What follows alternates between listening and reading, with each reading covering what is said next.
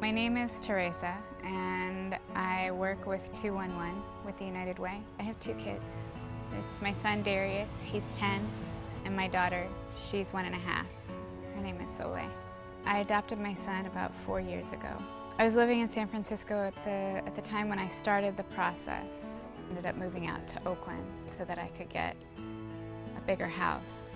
Pretty soon after I moved out there, I got a call from his social worker, and she sent me his photo. Didn't send me a description, just told me a little bit over the phone, but he had an amazing smile. It's kind of funny because his smile, now that I know him, he wasn't smiling, he was just, sorry, this is emotional. He was cheesing for the camera, but he wasn't happy. I went up to Fairfield and they told me about him. And they asked if I could take him home the next week.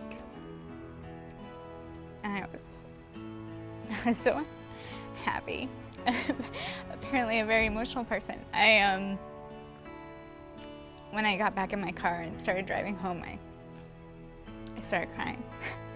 So I pulled over at a Jack in the Box. I called my dad. I told him that he was going to be a grandpa. And I just sat there and cried in the Jack in the Box, and it was kind of funny because it became a point of reference. We would drive back and forth along that road a lot, and Darius would always say, "Look, Mom, it's the Jack in the Box where you cried and called Grandpa." The family he was living with, they called the cops on Friday, and they told them to just come and get him.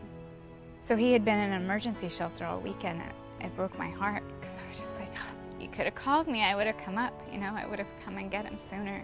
He didn't need to stay in an emergency shelter. They asked me if I could take him home that day, and I just said, of course, you know, I only wish that I could have taken him home sooner. Darius was 6 when I first met him. We spent that day with the 2 social workers and Darius and I, and we went to the playground, and it was funny because when we got into the car, the social workers drove separately and he and I drove together. And we had gotten about 5 minutes down the road, and he's screaming and crying in the back seat, and I was like, oh, what happened? And he's rolled his fingers up in the window. So I'm like, oh my gosh, I've only been with you for 5 minutes, and you've already rolled your fingers in the window. They're not gonna let me take you home. So I pulled over on the side of the road and jumped out of the car and ran around back, and I just pulled him into my lap, and I held him and I rocked him until he calmed down. When I was sure that he was okay, then we met them over at the restaurant. I had explained to the social workers what happened, and they just laughed. They were like, oh good, glad he's okay. They let me take him home. We played, and then after we played for a few hours, then they asked him if he would want to go home with me and live with me for a while. And he said, sure. The first night we tried having him sleep in his bed. He was only in there a matter of a couple minutes before he came in and asked if he could sleep with me. And he'd have nightmares. He didn't sleep in that bed for a while. When Darius first came to live with me, he was going to get any of his needs met any way possible. And so he quickly connected to anyone. So he very quickly connected with me. He's just very outgoing, very enthusiastic about life, very silly. In the beginning, it was easy. There are times when he pushes me away. The first school he went to when I first adopted him, they encouraged me not to get an IEP, and he really needed one. An IEP is an individual education plan. It's a plan that helps kids who have special needs get the best education they can and be able to learn in an environment that they can learn in. And Darius at the time had very severe ADHD, but the schools, they had no idea how to support him. They clearly were not trained in supporting children with PTSD or with trauma. I mean, some of the teachers would be shocked at some of the things that he would do that I would tell them could happen? And they would be flabbergasted. Some situations he got discriminated against. Some situations they just had no idea what they were doing. During an IEP meeting, his teacher said, while being recorded, I refuse to take the kids on field trips if he's coming with us. She said it repeatedly. The social worker for the school said, you can't say that, you're being recorded. To remind her, you know, you're being recorded and you're saying things that are discriminatory and is illegal. And she said, well, then I just won't do any field trips. I'll cancel the rest of the field trips for the kids for the year. And that was something that was said in a room full of her peers, people she's accountable to, and myself. So what was being said in the classroom with no accountability present? That's what went through my mind in that moment. Racial discrimination can be really, really subtle. It can be in everything that you do without you being able to put a finger on it. I felt like there was racial discrimination going on from his teacher, but there wasn't a way to pinpoint it. And so it just felt like it was in what she did. She was tearing down his love for learning. She was tearing down his self-esteem. I couldn't stand having him in that environment for another day. So finally, the last school that I put him into was a private school, and I couldn't really afford it.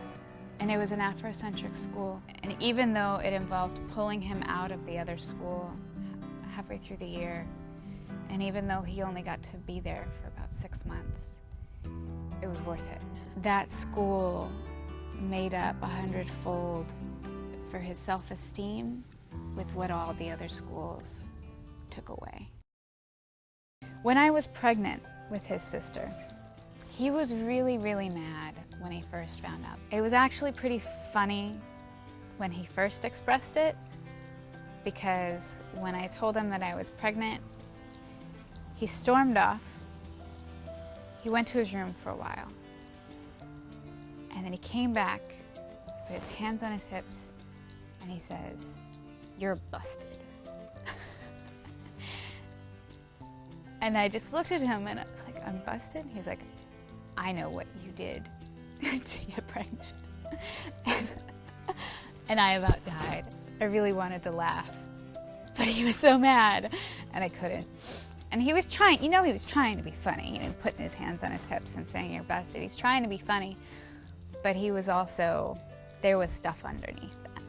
So I had a very serious and calm conversation with him. First, he was mostly mad that I had waited to tell him. I didn't tell him as soon as I knew. I told him about a month later.